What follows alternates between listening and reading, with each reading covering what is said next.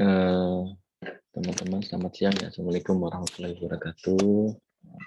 Waalaikumsalam warahmatullahi wabarakatuh. Waalaikumsalam warahmatullahi wabarakatuh. Mudah-mudahan tetap sehat ya. Oke, kita sambil nunggu teman yang lain pada kumpul dan bergabung. Saya coba sampaikan aja deh ini, karena saya kayaknya nggak bisa lama nih, karena ada ibu saya datang di rumah. Baik, ini lagi di kampus. Baik teman-teman, hari ini saya ingin mau menyampaikan ya tentang paradigma pengelolaan hutan. Minggu lalu saya sudah sampaikan tentang apa itu perhutanan sosial. Ya. Jadi perhutanan sosial itu kan sebuah sistem pengelolaan, Nah, sistem pengelolaan hutan.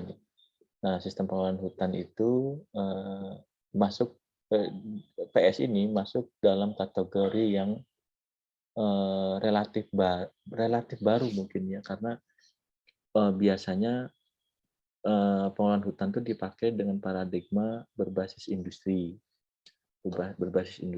Nah, kemudian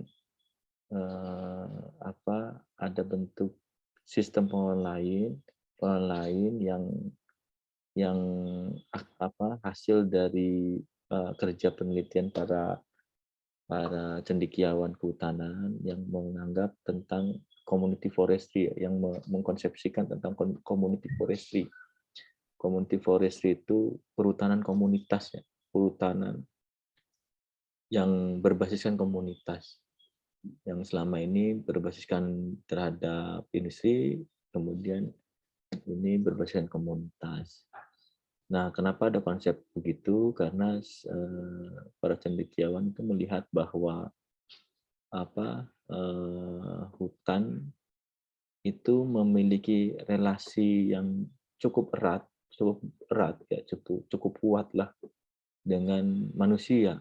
Nah, secara alamiah mereka itu terhubung gitu, secara alamiah terhubung, terutama untuk masyarakat yang memang berada di dalam kawasan hutan atau hidup dan bergantung di dalam kawasan hutan. Nah, kalau misalnya pengelolaan hutan berbasiskan industri, itu kan biasanya memang orang luar yang masuk ke hutan itu untuk mereka kelola, yang luar. Nah, sedangkan ada entitas masyarakat lokal yang ada di sekitar kawasan hutan, dan dia sehari-hari memang bergantung di dalam kawasan hutan. Nah, bergantung di sini, kemudian dipopulerkan oleh cendekiawan ini sejak sekitar tahun 1960-an ya, 60 70-an lah kurang lebih, itu sebagai konsep perhutanan komunitas, perhutanan atau community forestry. Nah, beberapa dari konsep itu kemudian istilah-istilah dikembangkan. Banyak istilah dikembangkan. Ada istilah kehutanan masyarakat, ada istilah perhutanan sosial, akhirnya seperti itu. Ada istilah hutan rakyat gitu. Nah, sebetulnya ada irisan yang miripnya, ada irisan yang berbedanya juga. Baik teman-teman, saya coba share ya. Sambil kalian absen ya, jangan lupa absen.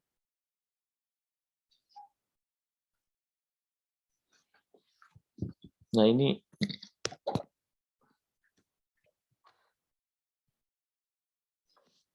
sebenarnya bahan belum selesai teman-teman. Tadi saya mau lanjutkan bahan ini, tapi tadi pagi saya ada mahasiswa yang bimbingan dan lama ya, jadi nggak bisa saya selesaiin. Tapi nggak apa-apa deh. Yang penting saya berikan konsepnya, dan ini bagian dari konsep dasar perhutanan sosial, dari sejarah konsep dasar sampai akhirnya kita bisa meramu ya bagaimana bersikap terhadap program-program pengembangan perhutanan sosial. Ini kok dicoret-coret ya.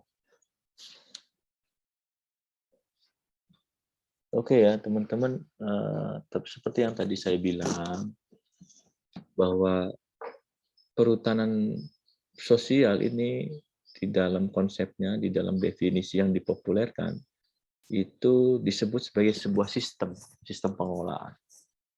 Nah, agar kita tidak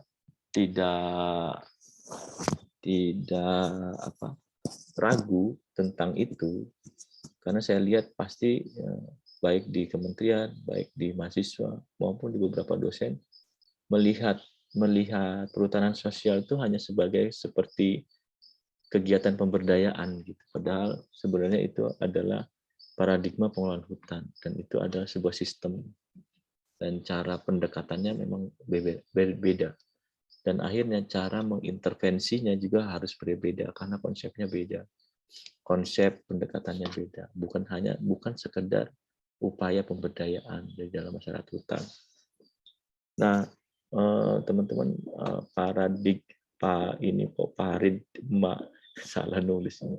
Paradigma pengelolaan hutan itu yang populer sejak dulu sampai saat ini masih berlangsung itu pengelolaan hutan berbasis industri ya.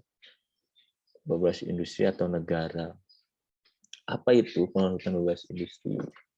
Pengelolaan hutan berbasis industri itu satu bentuk pengelolaan hutan dijalankan oleh industri ya, dengan tujuan-tujuan pengusahaan hutan. Nah, kenapa misalnya kita lihat kurikulum kehutanan kita itu dirancang sebetulnya yang jadul ya, kurikulum yang jadul ya, sekarang kan udah beda ya, kurikulum kita kan udah ada perhutanan sosial. Zaman saya itu dirancang itu untuk menyokong pengelolaan hutan berbasiskan industri. Kenapa begitu? Karena ada pertama kita diberi bagaimana teknik, berapa mata kuliah tentang perencanaan hutan, mata kuliah tentang manajemen hutan, bagaimana menyusun rencana, bagaimana melakukan inventarisasi, bagaimana menggunakan alat-alat permesinan, bagaimana pemanenan hutan, bagaimana istilahnya pengelolaan hutan yang berkelanjutan, bagaimana sistem sertifikasi dan lain-lain. Nah, ini sebenarnya itu dalam konteks memang untuk menunjang paradigma pengelolaan hutan berbasis industri. Nah, kemudian ada sistem pengelolaan hutan yang berbasis komunitas ya, yang belakangan ini baru dimantapkan dan Indonesia dijalankan melalui program perhutanan sosial. Nah, ini perbedaannya ya. Saya coba catat di sini. Ada beberapa dimensi yang membedakan sistem pengelolaan hutan yang berbasis industri atau berbasis negara dengan kehutanan berbasis komunitas. Nah, kalau kehutanan berbasis industri itu biasanya memang dikelola oleh pihak-pihak swasta ya. Nah, kalau negara ini konteksnya sebenarnya ini untuk kawasan-kawasan konservasi, hutan berbasis industri dan negara. Kalau industrinya untuk hutan produksi dan lindungnya itu, kalau konservasi saat ini dikelola oleh negara secara langsung. Ya. Nah, kemudian ada sistem pengelolaan hutan berbasis komunitas. Nah, ada beberapa dimensi yang ingin kita coba ulas di sini, perbedaan-perbedaan mereka. Nah, pertama dari sisi skala. Skala itu besaran atau volume. Nah, kalau dari skala kehutanan berbasis industri itu skalanya besar. Memang biasanya arealnya luas, ratusan ribu hektar mungkin ya. Dan itu dikelola oleh satu unit usaha atau satu grup usaha dengan organisasi-organisasi yang profesional.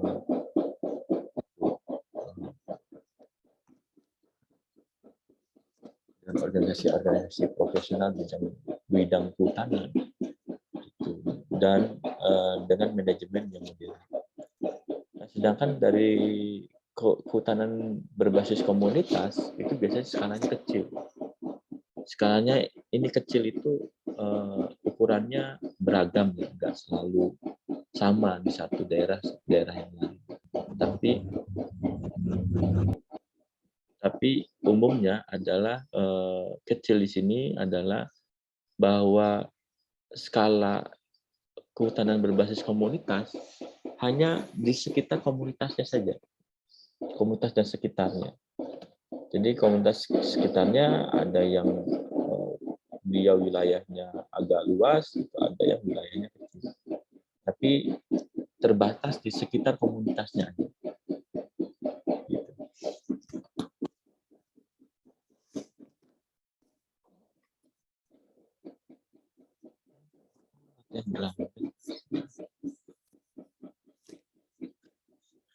Lagi latihan drum band 3.000. Kedengeran nggak latihan drum bandnya? Kedengeran, Pak. Oh, jangan joget-joget ya. Oke ya. Nah, dimensi yang berikutnya adalah dimensi karakteristik ekonomi.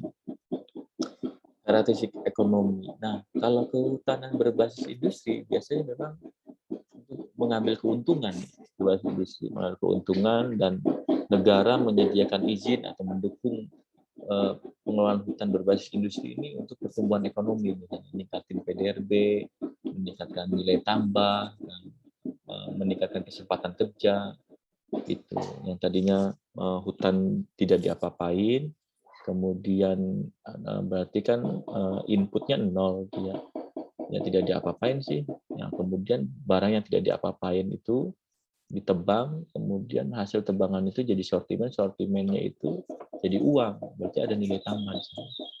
Nah, kalau ada nilai tambah berarti ada teori ekonomi ya, kalau ada nilai tambah berarti ada kalau ada output uang itu berarti ada nilai tambah dan ada keuntungan. Nilai tambah itu terdiri dari kesempatan kerja. Dan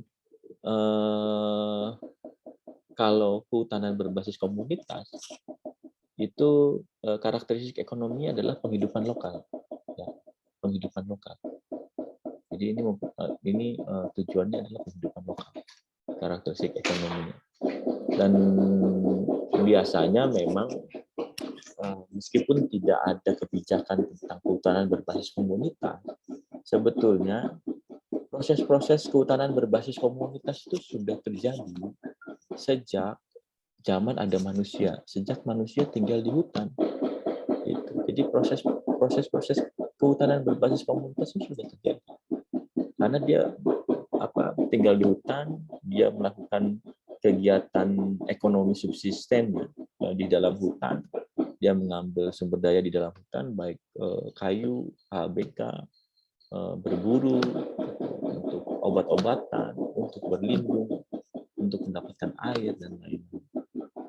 Jadi meskipun konsep dan kebijakan ini baru belakangan, sebenarnya praktek-prakteknya tuh kehutanan berbasis komunitas itu sudah ada sejak dulu, sejak manusia itu tinggal di dalam hutan.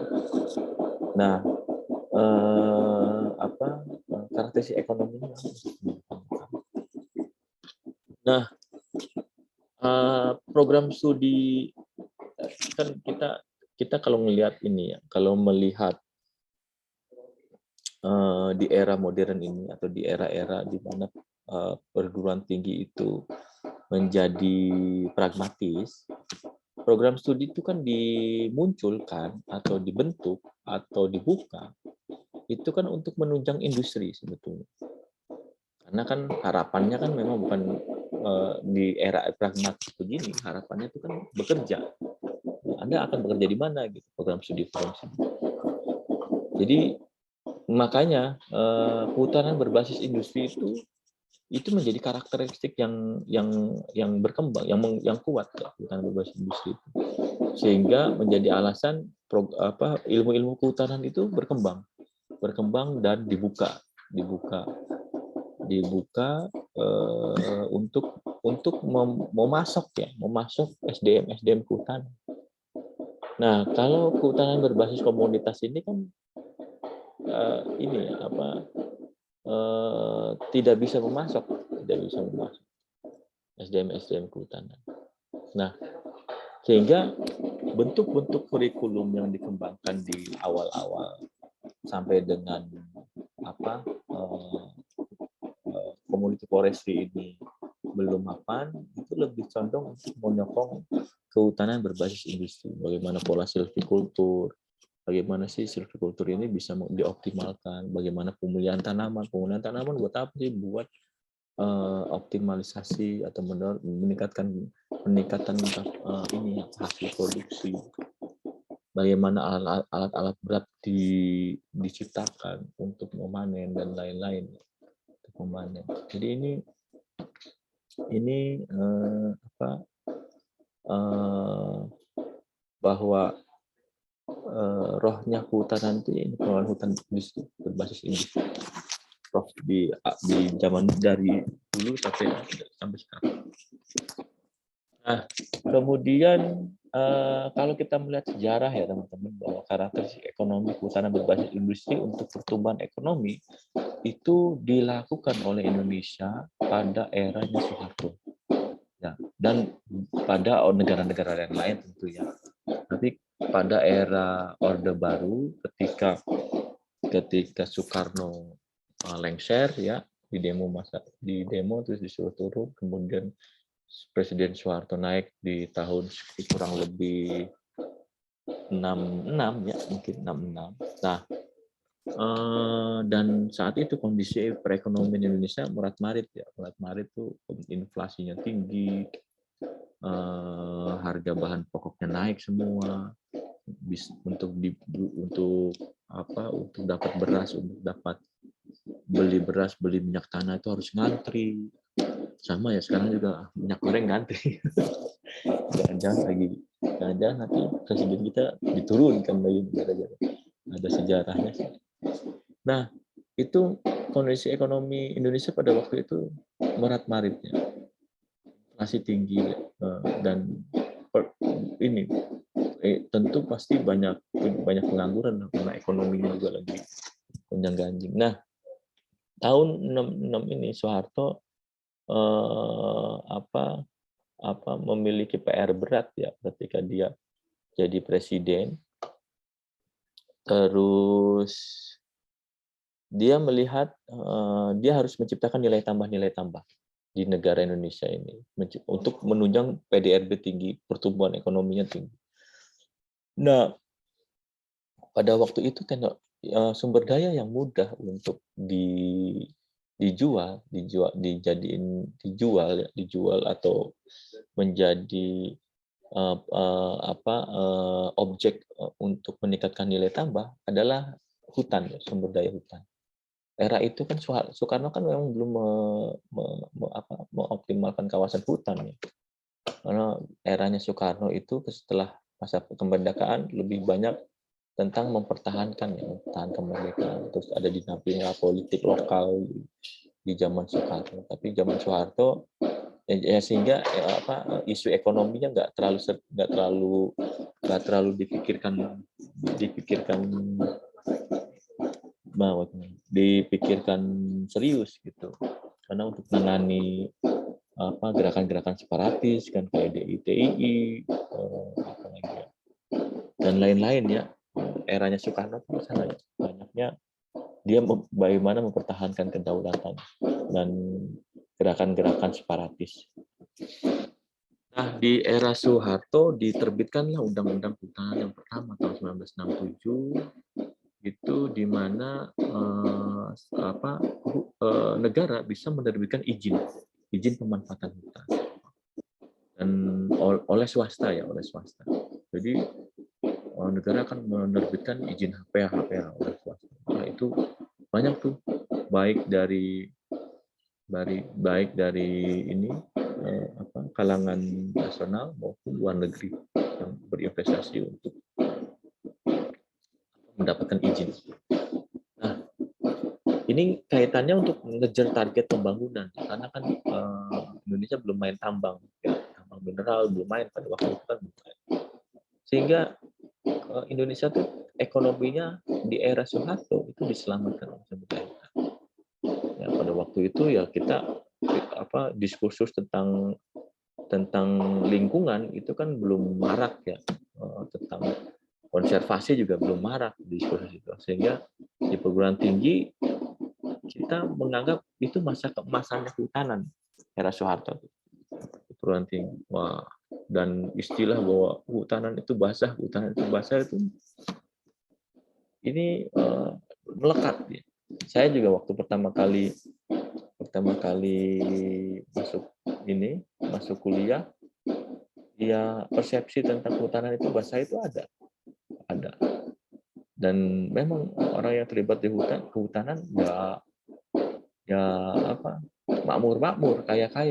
Ternyata belakangan setelah ditelusuri, karena mereka melakukan praktek-praktek illegal logging sebetulnya.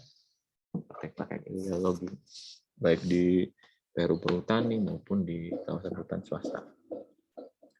Nah, teman-teman, pada intinya adalah karakteristik ekonomi pada sistem pengelolaan hutan berbasis industri itu sebenarnya untuk pertumbuhan ekonomi.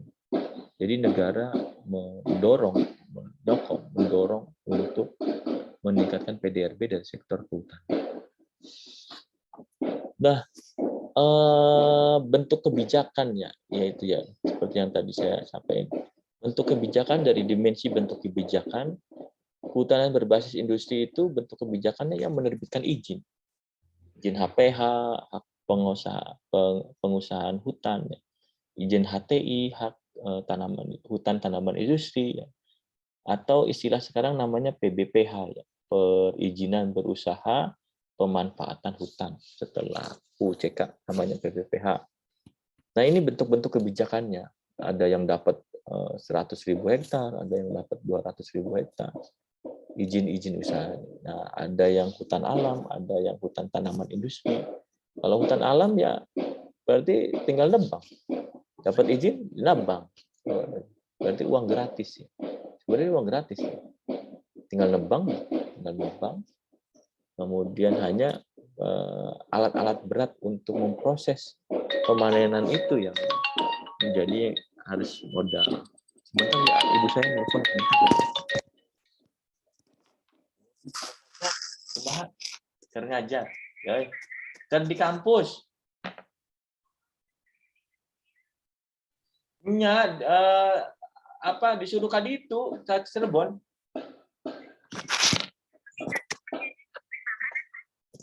Kan kapal meureun kebe ditunggu bae mah. Ya.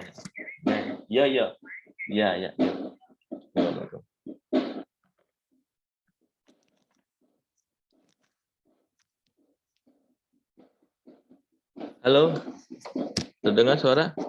Maaf. Terdengar, Pak. Iya, ini walat kalau nggak diangkat telepon ibu saya. Ya ini ibu saya kan di rumah ya, jadi ya bisa lama. Oke, tadi ya bentuk kebijakannya bisa izin HPH, HTI, PBPH ya. Izin HPH, HTI, PBPH. Intinya ada yang dapat 100.000 hektar, 200.000 hektar, banyak ya. Dan umumnya para pengusaha-pengusaha ya, pengusaha yang dekat dengan kekuasaan pasti. Ya, orang yang nggak dekat dengan kekuasaan susah mendapatkan begini, izin begini.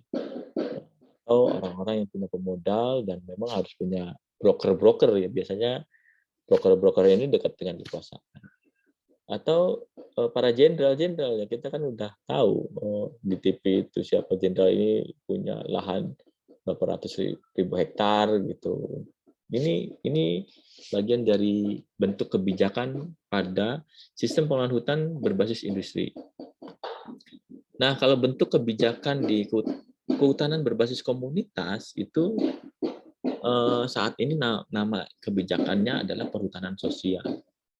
Ya, dulu namanya bukan perhutanan sosial. Dulu nggak ada mewujud perhutanan sosial, lebih ke langsung HKM, hutan kemasyarakatan, hutan desa, hutan adat. Kalau sekarang mah karena ada dirjennya dan itu menjadi programnya pemerintah, itu menjadi ikon yang ini ya, yang diurus secara intensif.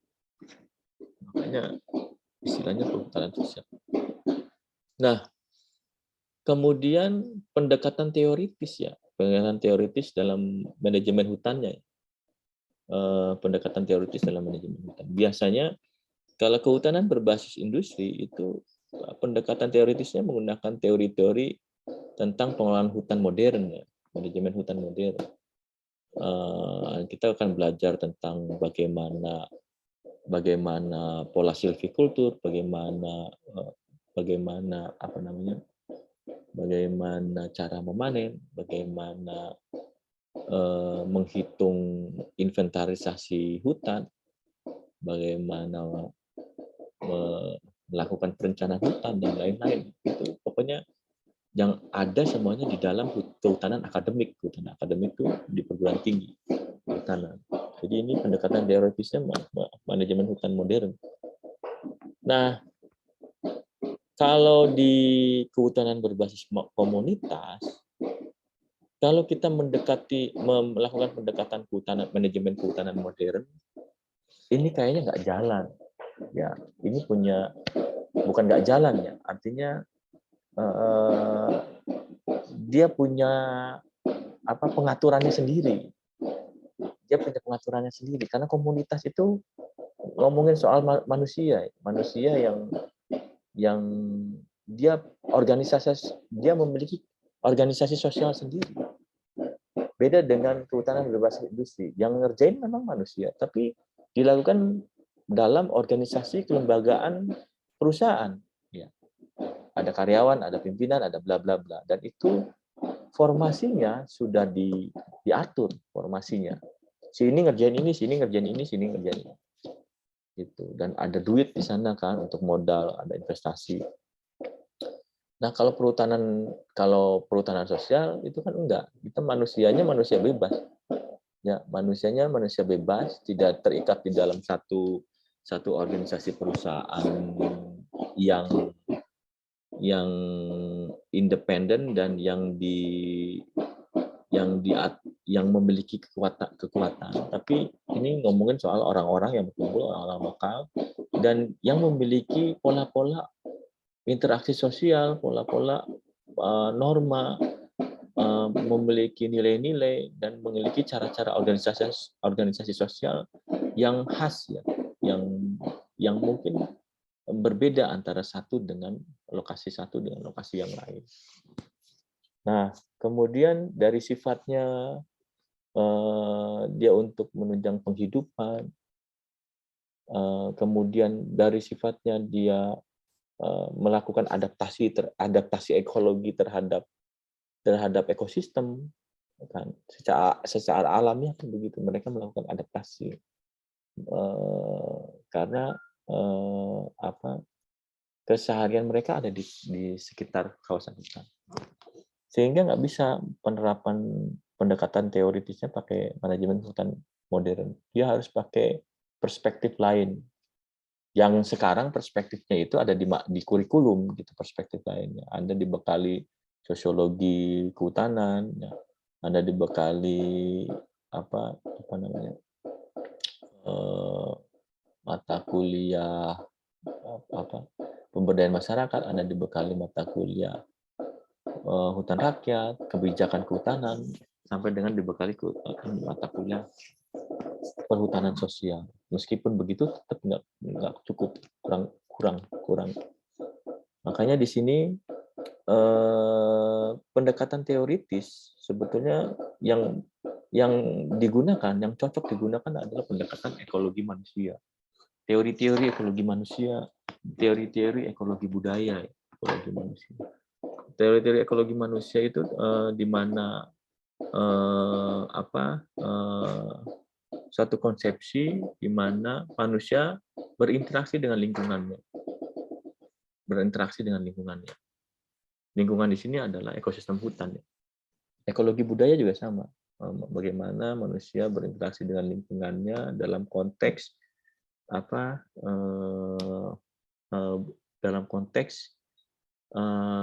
simbol-simbol yang dituangkan dalam budaya, simbol-simbol pemaknaan. Kayak misalnya Kalau di perhutanan sosial, ekologi budaya paling cocok dengan hutan adat ini. Meskipun hutan adat udah mulai masuk ke siklus ekonomi perdagangan. Nah, yang ke dimensi yang terakhir, relasinya antara ekosistem hutan dengan siapa sih? Gitu. Relasi kehutanan berbasis industri, relasinya adalah ekosistem hutan dengan bisnis. Ya, ada ekosistem hutan, kemudian ada bisnis. Bertemu, keduanya dikelola dengan baik, akhirnya menghasilkan pengelolaan hutan berkelanjutan, ya, dan menghasilkan pertumbuhan ekonomi, keuntungan dan pertumbuhan ekonomi untuk negara. Karena ada PDRB di sana. Nah, itu bisnis. Hutan, ekosistem hutan dengan bisnis. Nah, kalau kehutanan berbasis komunitas, itu relasinya adalah ekosistem hutan sama sistem sosial.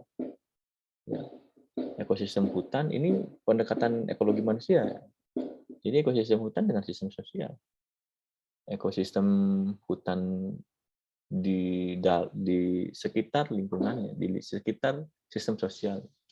Sistem sosial terdiri dari apa sih? Sistem sosial terdiri dari bagaimana dia memiliki pengetahuan, memiliki nilai-nilai, norma-norma, bagaimana cara mereka mengorganisasi secara sosial, termasuk juga faktor-faktor unsur-unsur teknologi dan populasi ya, mempengaruhi itu hubungan dia terhadap hutan, ekosistem hutan.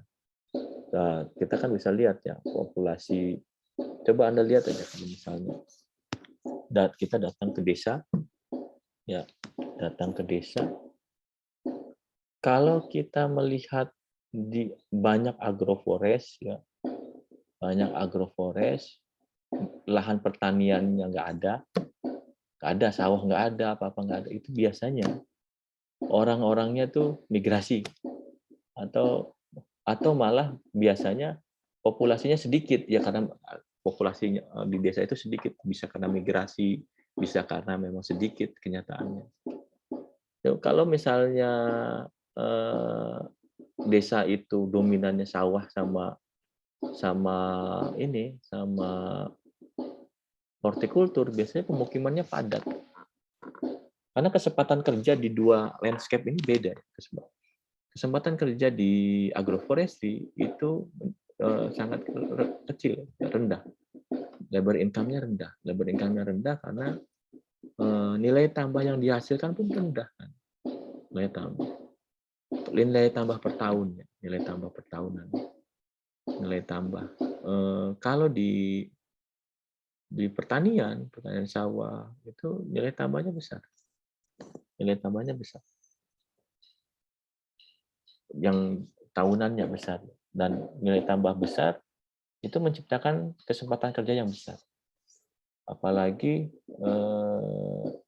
output dikurangi inputnya, outputnya besar, inputnya kecil misalnya. Inputnya kecil itu akibat dari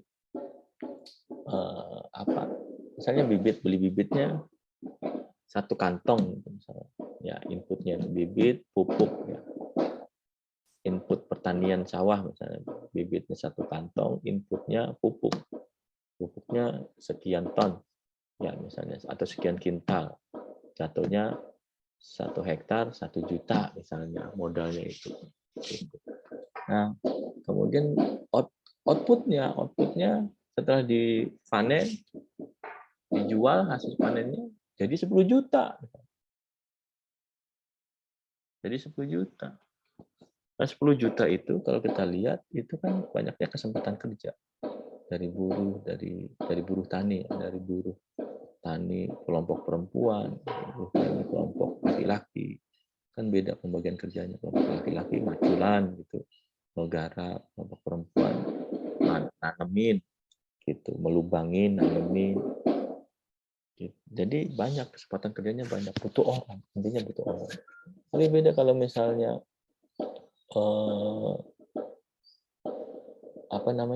kalau misalnya agroforestry kan tanam ya 8 tahun baru panen buah-buahan misalnya ya. Atau kayu satu kayu mungkin nggak beli kayunya, dihitung 2.000 satu kayu pohon, ya nunggu 7 tahun ya. 7 tahun itu kalau albasia kurang beli paling-paling cuma 700.000 atau 500.000 misalnya, yang kecil, yang sedang. Itu malah 300.000 yang sedang mereka udah jual 7 tahun. 300.000. Bayangin 300.000, berarti kan nilai tambahnya 300.000 dikurangi 2.000. Nilai tambahnya besar. Nilai tambahnya tuh 200 sekian ribu. Satu pohon, ya, satu pohon. Nah, tapi kan 7 tahun gitu. 7 tahun kan lama banget tuh. Sedangkan kapasitas untuk memanen itu paling-paling jatah tebangnya berapa pohon sih? Nah, ini ya, jadi relasinya ekosistem hutan dan bisnis kalau di kehutanan berbasis industri. Dan kehutanan berbasis komunitas kecil ini ekosistem hutan dengan sistem sosial. Gitu. Sistem sosial. Tadi saya sebutkan sistem sosial tuh ada beberapa elemennya. Sampai sini akan tahu deh, teman-teman gimana sampai sini? Ada pertanyaan kan? Saya sekalian mengupdate ya, hari apa ya saya? Kemungkinan hari Rabu lah ya. Hari Rabu tuh saya udah telepon ke dinas kehutanan di Palembang. Di Palembang ada teman saya, dia bersedia untuk menjadi dosen tamu ya, dosen dari praktisi maksudnya ke industri ya, praktisi.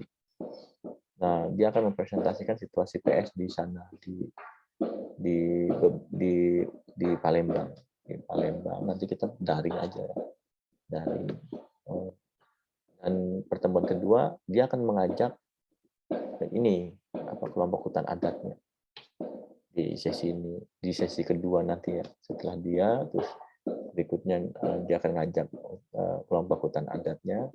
Nanti hutan adat ini akan cerita tentang proses cerita tentang karakteristik mereka hidup di sana, mungkin norma nilai juga bisa ditanyain, dan termasuk proses mengurus PS dan juga tindak lanjut mau diapain sih. Nah, teman-teman, bahwa HA ini, hutan adat ini akan jadi objek atau akan jadi tema untuk kalian dampingi.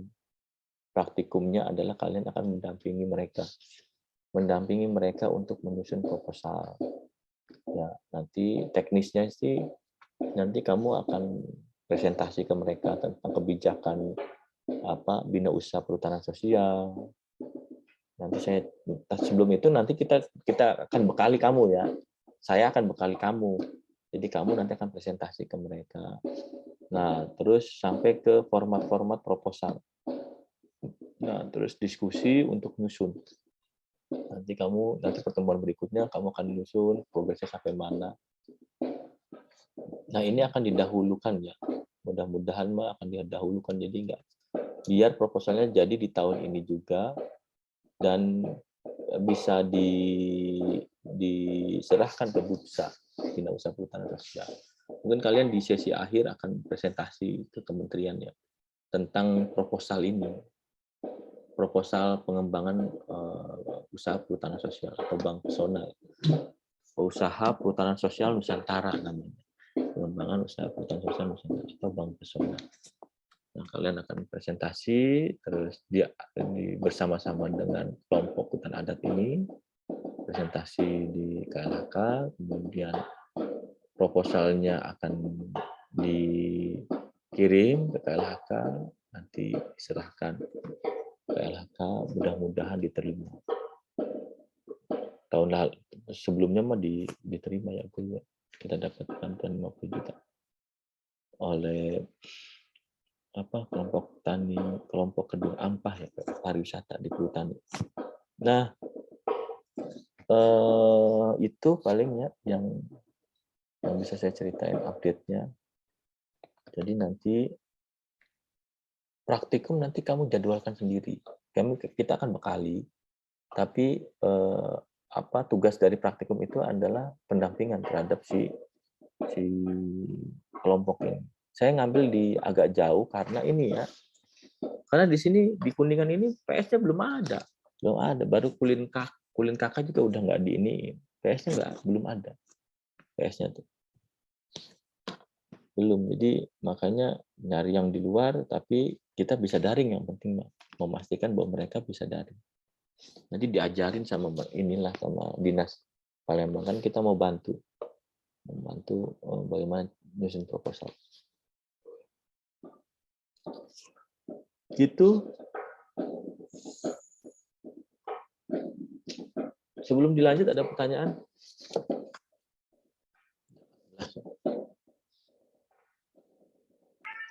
Belum Pak, belum ada Pak.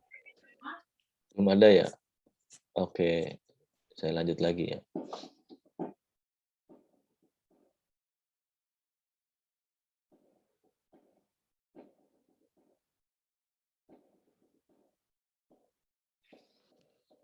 Oke teman-teman, ini ya. Nah, karena bahwa pengelolaan hutan berbasis komunitas ini menggunakan konsep pendekatan ekologi manusia, makanya saya coba ajarkan ya. Apa itu pendekatan ekologi manusia? Ekologi manusia itu punya teori dan konsepnya. Namanya yang sederhananya konsepnya adalah bagaimana ekosistem berinteraksi dengan sosial sistem. Ekosistem di sini pasti ekosistem hutan yang kita maksud ya. Ekosistem hutan berinteraksi dengan sosial sistem. Nah, bahwa manusia yang hidup di lingkungannya itu pasti selalu akan menggunakan konsep ekologi manusia. Dia berinteraksi dan ini terjadi di mana-mana. Anda di perkotaan, Anda di pedesaan, Anda di pesisir, Anda di hutan dataran tinggi, Anda di hutan gambut. Ini terjadi sebuah hubungan manusia dengan lingkungannya, baik intinya adalah hubungan tentang yang satu pertukaran, hubungan pertukaran. Apa yang ditukarkan? Energi, material, dan informasi. Nah, ekosistem menyediakan jasa, manusia memiliki kegiatan, ya, sampai akhirnya ekosistem menghasilkan jasa untuk manusia. Nah, ini terjadi sejak manusia diciptakan, karena dia kan beradaptasi dengan lingkungannya. Nah, terus kemudian konsep ini juga berkembang tidak hanya digunakan pada masyarakat tradisional atau komunitas-komunitas kecil di dalam hutan yang terpencil. Tapi sebenarnya konsep ini adalah konsep yang general. Ya, selama dia ada manusia yang hidup di dalam sebuah tatanan ekosistem, ya dia pola-pola pemanfaatan ekosistem ini itu akan terjadi, dan cara-cara pemanfaatannya berbeda satu sama lain. Dilihat dari bagaimana perbedaan sosial sistem yang ada di dalam masyarakat itu, sosial sistem. Bagaimana knowledge-nya, pengetahuannya, ya. Pengetahuannya itu berasal dari pengetahuan apa? Apakah berasal dari pengetahuan modern kah?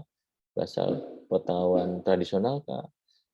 Pengetahuan nenek moyang kah? Atau yang tradisional dan nenek moyang kan disebut kearifan lokal. Itu pengetahuan itu.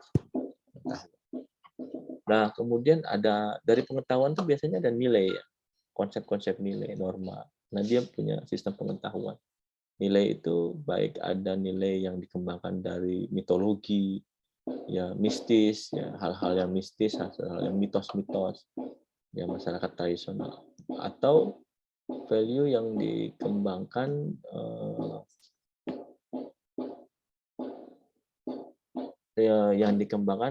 akibat dari perubahan pengetahuan. Kalau pengetahuannya banyak, ya pengetahuan pragmatis dan pengetahuan modern, ya seperti yang terjadi adalah misalnya di mana-mana kan di masyarakat terpencil sekarang sudah ada sekolah-sekolah SD lah minimal. Saya pernah meneliti di Kalimantan Tengah, ya di sana orang suku Dayaknya ya ada SD di situ, walaupun SD-nya gurunya jarang gitu. Satu guru tuh bisa 6 kelas, karena sangat mirisnya. Satu guru tuh bisa 6 kelas tuh. Karena yang guru yang lainnya nggak hadir. Gitu. Jadi dia ngajar di kelas 1 dulu, terus udah ngasih tugas, ngajar kelas 2, ngajar kelas 3, sampai ngajar di kelas 6. Dan biasanya janjian gitu misalnya, karena nggak mau tiap hari di situ. Kawasannya remote kan, walaupun dikasih mes gitu dari pemerintah, tapi tetap tidak mau gitu ya. Kalau pengetahuannya itu pengetahuan modern, ya udah masuk pengetahuan modern kan. Pengetahuan modern itu kan berarti pengetahuan yang didasarkan ini ya, didasarkan metodologi ilmiah gitu, pengetahuan modern itu. Nah, lewat sekolah-sekolah ini itu sedikit-sedikit bisa memberangus atau menghilangkan pengetahuan-pengetahuan tradisionalnya. Ya dulu misalnya, Anda dulu kalau misalnya dulu ya, dulu zaman tahun 60, tahun 50 kali, pertanian itu didasarkan dari hal-hal yang mitologi dan mistis. Pertanian misalnya kalau kita mau bertani aja, ada hitung-hitungan dulu tuh, wetonnya dulu dihitung. Ini apa, wetonnya apa, cocok enggak hari ini, akhirnya oh ini hari Jumat cocok nanam. Nah itu mitologi gitu ya, mitologi mistis, mitologi, konsep-konsep, simbol apa, mitologi. Nah habis itu dari sisi komoditasnya padi dihitung lagi weton-wetonnya tuh, dari nama kita mana yang cocok, padi kah, singkong kah gitu. Kalau misalnya padi cocok sih ini, kalau disebut cocok tuh wetonnya cocok, biasanya kepercayaan mereka, mitologi mereka adalah kalau kita nanam padi ya lancar gitu, panen nggak ada hama, panen lancar dan lain-lain, panen.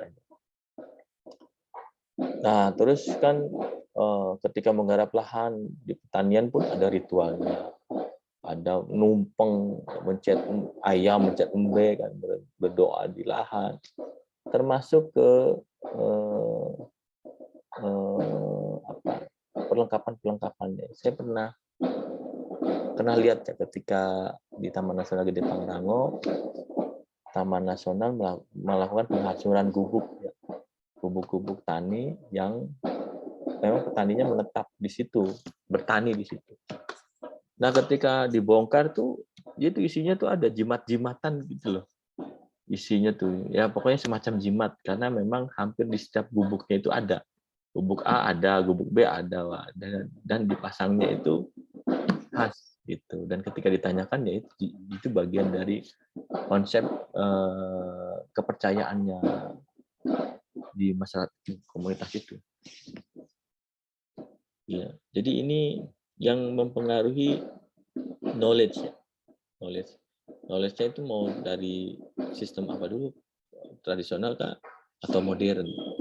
Nah, lama-lama kalau modern ini udah kuat, ini biasanya akan memberangus yang tradisional ini. Ya tadi itu, kalau kita udah pendidikannya tinggi kan boro-boro mau percaya sama hal-hal gituan tuh. Ya enggak? Percaya soal bahwa inilah, bahwa itulah, yang biasanya ini.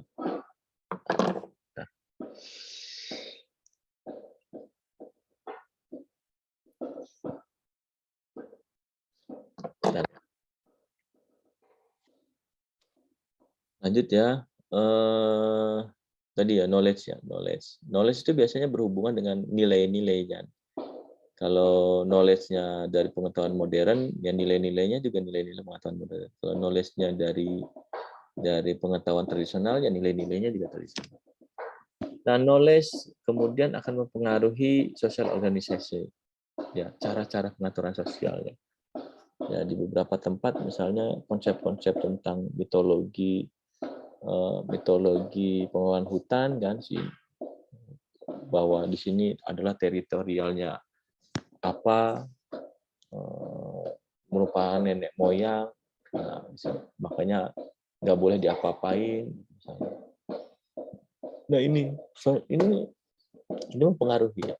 Kemudian hal-hal lainnya yang masuk di dalam sosial sistem itu teknologi populasi, teknologi dan populasi. Teknologi ya sama ya, kalau misalnya di komunitas kan kita nggak mungkin memiliki alat-alat yang modern ya di komunitas. Untuk memanen kayu yang punya senso aja mungkin 1-2 orang yang punya ya. Biasanya mereka kan menyewa senso kalau hutannya untuk kayu. Ya, senso atau kalau pakai kapak mah kayaknya udah nggak zaman lagi sekarang. Kalau zaman agak-agak ke belakang mah memang masih pakai kapak. Tapi sekarang kayaknya udah nggak zaman pakai kapak, pakainya senso. Masih mending mereka sewa orang yang punya senso. Kalau di Jawa ya, saya juga nggak tahu kalau di luar Jawa kan akses yang punya senso dan yang tidak selalu ada yang sewa senso. Bisa aja dia pakai kapak juga. Nah, kemudian teknologi juga termasuk jenis-jenis bibit ya, jenis-jenis tanaman itu bagian dari apakah tanaman ini ada apa namanya diberikan perlakuan pemuliaan sehingga menjadi bibit unggul atau enggak. Penggunaan pupuk kena hama dan penyakit termasuk populasi ya, social system. Nah, social system ini karena dia berinteraksi dengan ekosistem hutan ya, orang-orang di sekitar hutan ini berinteraksi, dia akan membentuk human activities ya, kegiatan-kegiatan. Ya bisa kegiatannya berburu kalau misalnya memang di masyarakat terpencil berburu, kemudian untuk apa berburu ya untuk dimakan daging-daging ya, daging rusa kan misalnya, babi kalau makan babi. Saya pernah waktu pas penelitian di Puruk Cahu ya, Kalteng, karena kita di suku Dayak nginep di sana, kita pernah disuguhi ini apa daging rusa ya. Daging rusa itu ternyata bau ya. Saya kurang selera ya. Bau kurang selera daging rusa. Terus itu ya perburuan, contoh-contoh bahwa kegiatan humannya adalah perburuan, kemudian memanen kayu untuk keperluan subsisten seperti kayu bakar, seperti kayu pertukangan gitu. Itu ya. Nah,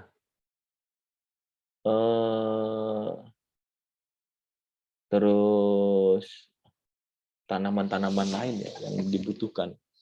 Jadi ini adalah hubungan antara sistem sosial sama ekosistem yang merupakan konsepsi paradigma pengelolaan hutan berbasis komunitas, salah satunya kehutanan sosial.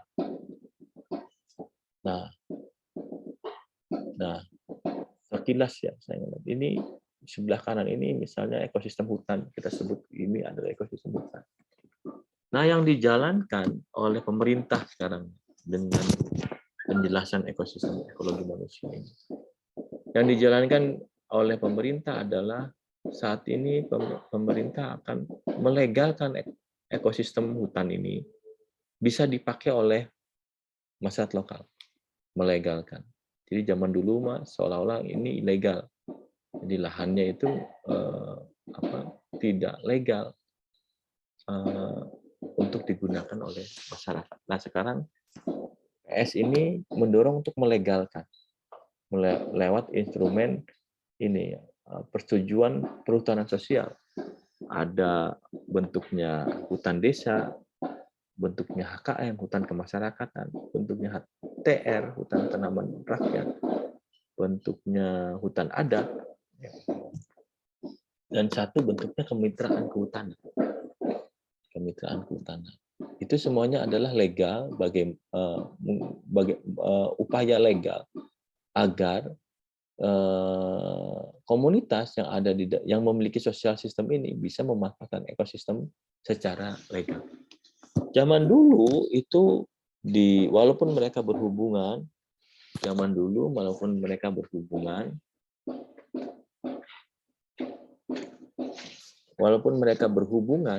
satu sama lain karena ada sosial sistem sama ekosistem, dia hidup di dalam ekosistem hutannya, dia pasti berhubungan, berinteraksi kan.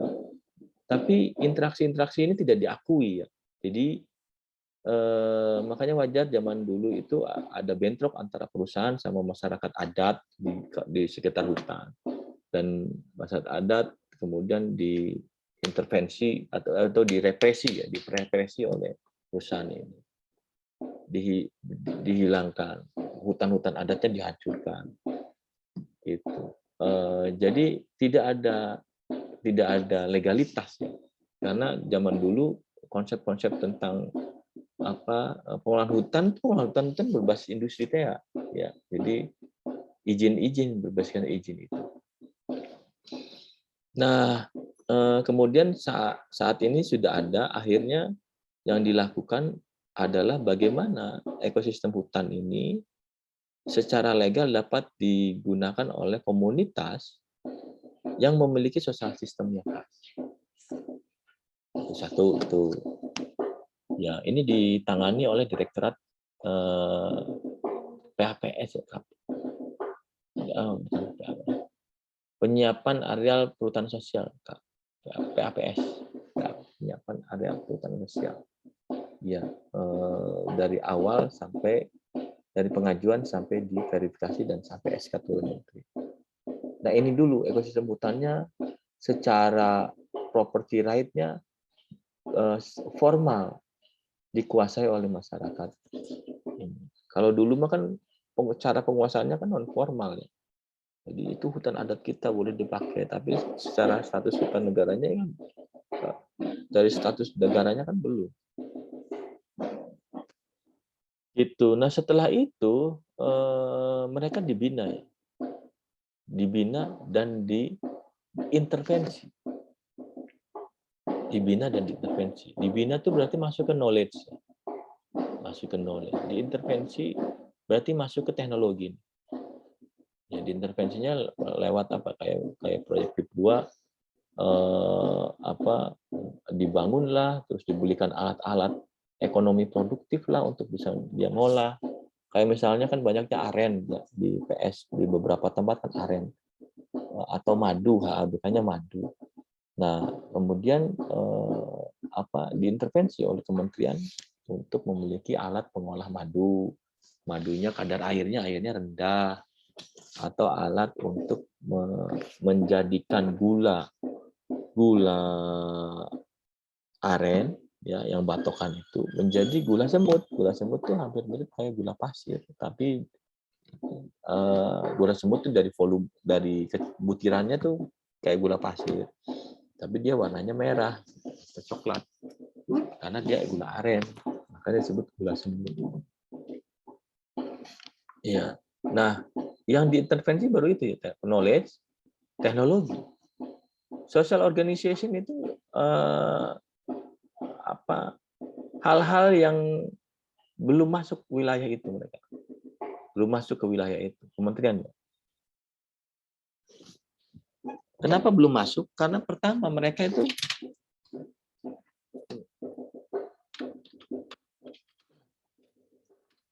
kementerian itu belum memandang bahwa itu itu adalah urgent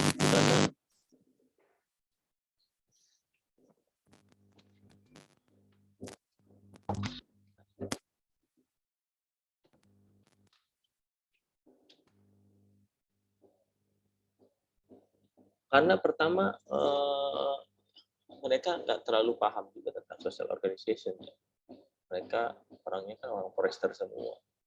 Nah, dia nggak dibekali dengan bagaimana menilai tentang organisasi sosial, struktur sosialnya gimana, kelembagaannya kayak gimana dan lain-lain. Jadi social organization itu belum menjadi ini. Nah, kalau populasi ya berjalan seperti biasa ya. Dan tapi yang jelas bahwa perhutanan sosial yang dilakukan oleh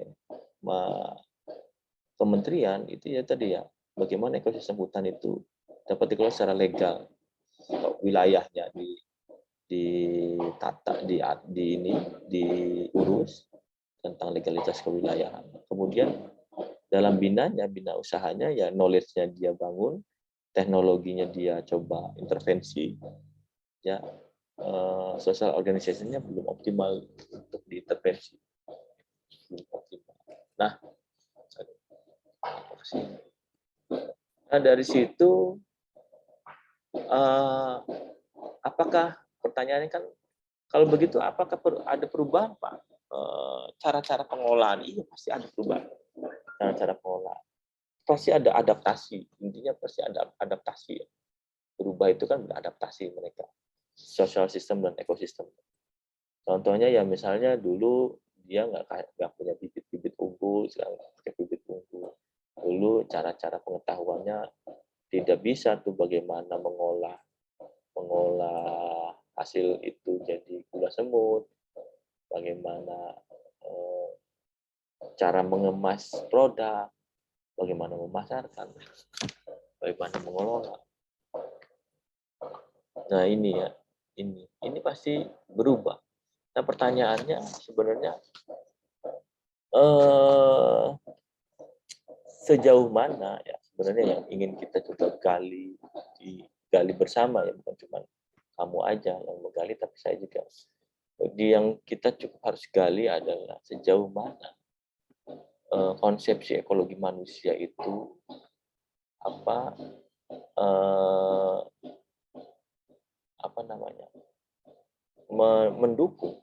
mendukung atau mendorong optimalisasi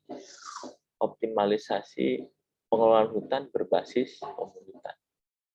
Indikatornya ya bisa disebut optimal itu ya bisa livelihood-nya ini ya, livelihood kan ini kan tujuannya untuk penghidupan livelihood-nya terpenuhi, kehidupan terpenuhi. Kemudian apa lagi ya, terpenuhi, ada peningkatan produktivitas, kemudian juga dari ekologi harusnya ekologinya makin baik dan lain-lain. Jadi ini ya ada plan ekosistem air animal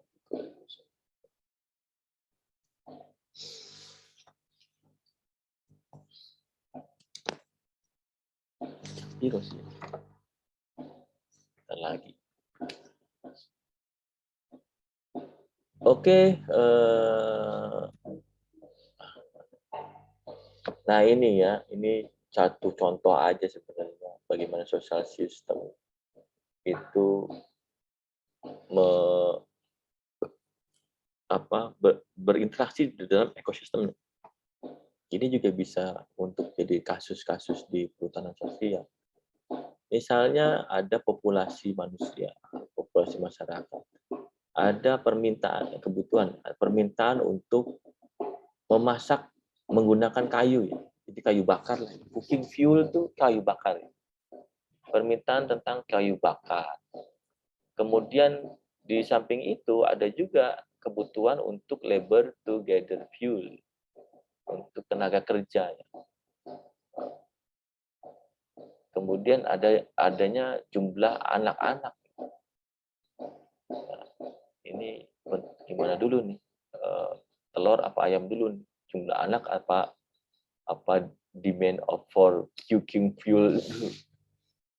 Jadi misalnya kayak ada human populasi dulu deh ya. Jumlah anak dulu deh, jumlah anak, ada fenomena kita ini populasi meningkat, jumlah anak kecilnya banyak, sehingga meningkatkan human population. Dari human population, permintaan akan kayu bakarnya meningkatkan. Populasi ada orang-orang di desa itu kan meningkat pastinya. Ya, terus di samping itu juga ada kebutuhan untuk tenaga kerja. Dan siklus itu terus gitu. Siklus. Nah, di ekosistemnya apa sih yang terjadi? Ini farm field itu area pertanian. Area pertanian. Nah, kemudian ada trees and grasses ya, on hills. Ini pepohonan. Ada animal, dung, and plants, residues. Nah, ini ngomongin soal hewan residu hewan dan tumbuhan. Nah, bagaimana bentuk-bentuk hubungan sosial sistem sama ekosistemnya di sini? Ya, farm field ya, area pertanian, kemudian dia mendapatkan pupuk dari residu tumbuhan.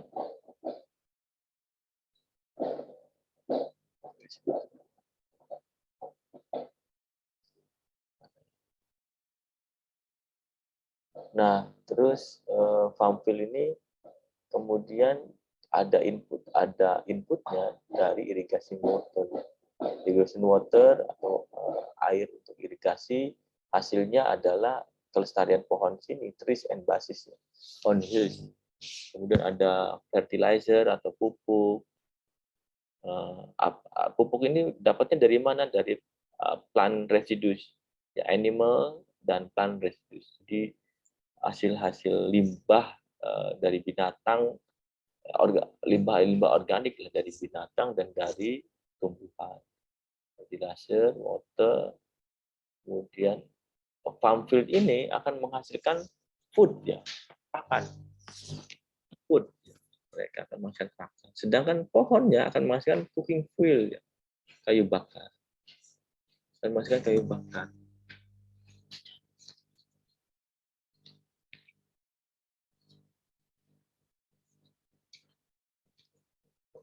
Terus karena ada permintaan for cooking fuel, ada aktivitas memotong atau memanen fuel wood, kayu bakar dari pohon ini. Kemudian untuk cooking fuel sudah masuk ke human population. Ini juga demand for cooking fuel ini menyebabkan can be burn, dapat terbakar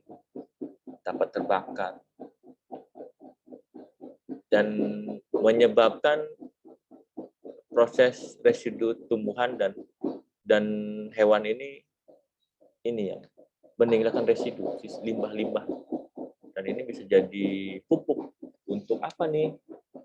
Untuk farm field, ya. Ini contohnya misalnya kayak komunitas Dayak. Komunitas Dayak itu kan menanam padinya padi gogo, ya. Menanam padi itu dengan cara menebang, membakar, tebang dulu terus dibakar, ya. Nah, ada tanaman yang mati kan karena terbakar, residunya itu. Ada hewan juga yang mati, residunya itu. Dan itu jadi pupuk, jadi fertilizer, jadi pupuk di situ. Pupuk itu untuk makanannya. Pupuk itu bukan untuk makan, pupuk itu kan untuk nutrisinya si padi ini. Dan padi ini kalau udah panen untuk makanannya manusia ini. Dan memasak kayu bakar. Jadi ini ya, proses-proses ini yang salah satu contoh bagaimana sosial sistem dan ekosistem itu interaksinya kuat. Sehingga di dalam kasus-kasus tentang interaksi ini di lapangan ya kita harus bisa gambarin juga gambarin bagaimana interaksi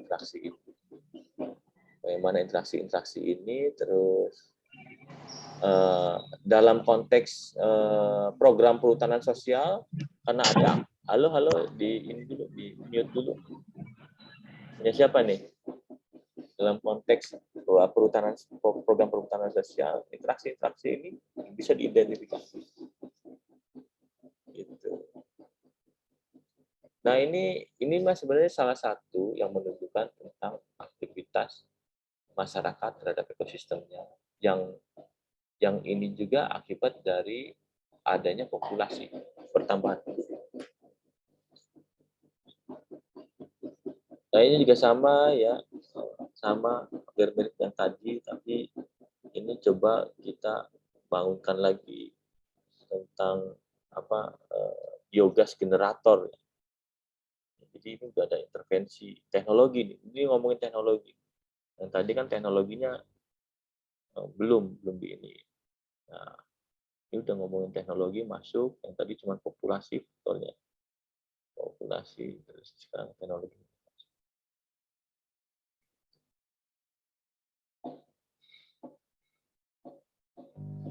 Nah, teman-teman, kita balik lagi yang tadi ya. Jadi di lapangan perhutanan sosial ini adalah itu ya, sistem pengelolaan hutan yang memusatkan komunitas masyarakat lokal sebagai pengelola hutan, pengelola kawasan hutan, pengelola ekosistem hutannya. Nah, dari dulu memang sudah begitu, gitu. Hanya bahwa dulu dilakukan secara tidak legal, kemudian sekarang dilakukan secara legal. Legal berarti ekosistem hutan ini harus dilegalkan, property right-nya sebagai bagian dari perhutanan wilayah perhutanan sosial untuk digunakan oleh masyarakat. Nah, kemudian ada beberapa faktor populasi, knowledge, technology, social organization, dan values yang berinteraksi dengan mereka, berinteraksi.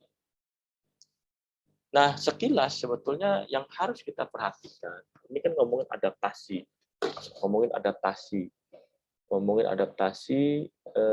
ekologi. Ya, PS itu ngomongin adaptasi ekologi. Sudah dijalankan sejak dulu juga sudah dijalankan, tapi legalitasnya belum ada dan dijalankan dengan seadanya ya karena teknologi, knowledge dan values-nya ini kurang. Kita nggak punya teknologi, nggak punya alat-alat produksi dan lain-lain si masyarakat. Kemudian program perhutanan sosial ini mendukung ini teknologi, knowledge dan values. Sedangkan di sini flora, animal, evolution, human structure, dan plant itu menjadi satu unsur penting dalam proses pengelolaan.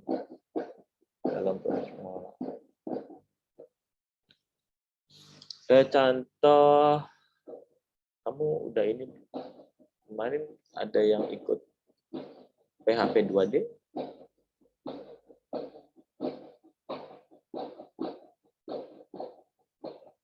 Ada nggak ikut PHP 2D Aren? Ada nggak siapa?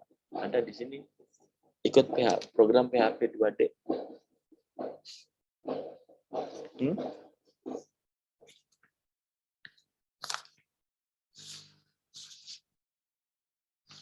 Banyak ya.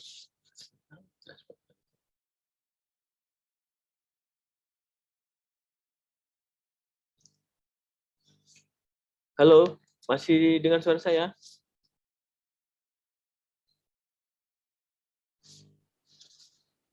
Iya, Kak. Oke, Indah. Gimana? Ada pertanyaan nggak kira-kira? Ini hari ini memang kita sengaja ya, saya lebih ke konsep dulu deh. Kamu kan harus dipatkan konsepnya dulu. Nanti ke konsep tentang perhutanan sosial. Nggak langsung ke kebijakan perhutanan sosial atau ke program-program perhutanan sosial. Karena memang di ilmu pengetahuan itu kan ada ini ya, ada aspek epistemologis, aspek ontologis, aspek aksiologis. Nah, ngomongin soal realita di lapangan dan manfaat di lapangan harus diapain, pengetahuan itu aksiologis. Tapi epistemologis itu ngomongin soal ini, apa sih itu, konsepnya apa, teori-teorinya apa, yang lebih spesifik, menggali pengetahuan. Jadi minggu depan kita kuatkan dengan contoh-contoh ya tentang hubungan ekologi manusia ini. Contoh-contoh sebelum ada kebijakan gimana, terus kasus-kasus di lapangan. Nah, nanti dinamika social organization-nya gimana sih? Agar kita bisa melihat ketika Anda di lapangan, ya, kan banyak masalah di lapangan. Program perhutanan sosial tuh. Ada yang jalan, ada yang tidak jalan, ada yang mangkrak. Kemudian ada yang seolah-olah jalan tapi di dalamnya di dalam, kalau lebih di dalam lagi ternyata hanya menguntungkan 1-2 orang kelompok. Jadi ini akhirnya kita melihat social system yang berkembang di situ. Selain teknologi kita udah kasih, knowledge kita udah kasih, tapi social organization-nya ternyata tidak memungkinkan untuk menciptakan suatu kondisi yang kondusif ke ekosistem ini.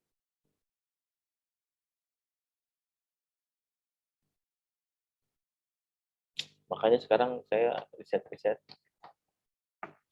saya pakai cara pikir ini, cara pikir ekologi manusia. Dan di apapun ya, di riset hutan rakyat, riset perhutanan sosial.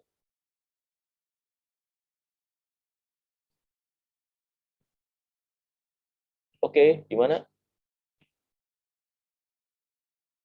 Teman-teman kalau tidak ada pertanyaan nggak? Saya coba aja. Ada pertanyaan nggak? Ini udah 2:30. Jangan lupa absen ya.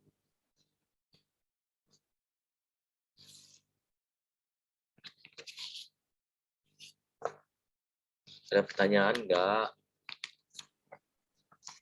Nggak ada, Kak.